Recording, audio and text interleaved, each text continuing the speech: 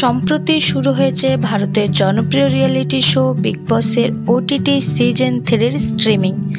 আর চলতি সিজনের সবচেয়ে আলোচিত প্রতিযোগী হলেন ভারতের জনপ্রিয় ইউটিউবার আরমান মালিক ও তার দুই স্ত্রী পায়েল ও কৃতিকা।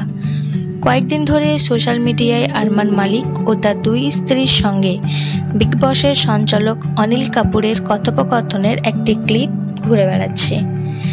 সেখানে আরমান মালিকের প্রথম স্ত্রী পায়েল তার বেস্ট ফ্রেন্ডের সঙ্গে নিজের স্বামীর পরকীয়া ও বিয়ের ঘটনা নিয়ে কথা বলে।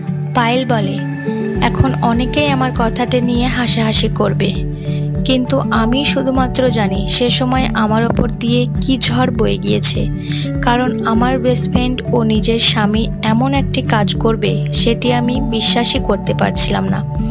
এতদিন আরমান মালিক ও তার দুই স্ত্রীর হাস্যরসক ভিডিও দেখে মজা করলেও এখন পায়েলের দুঃখ দেখে দর্শকদের হৃদয়ে নাড়া দিয়ে উঠেছে। প্রিয়তম বান্ধবী থেকে সতীন বনে যাওয়া পায়েল ও কৃতিকার বাস্তব সম্পর্ক কেমন তা নিয়ে কিন্তু আরমান মালিকের কথায় তারা দুজনেই খুব পরিণত মানুষ। তারা কখনোই নিজেদের মধ্যে ঝগড়া ঝামেলা করে না। বিগ বসে কে বিজয়ী হলে আরমান মালিক খুশি হবে?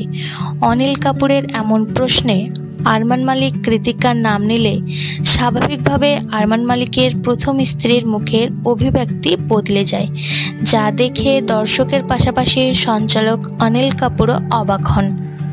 2011 সালে বিয়ে করে আরমান ও পায়েল।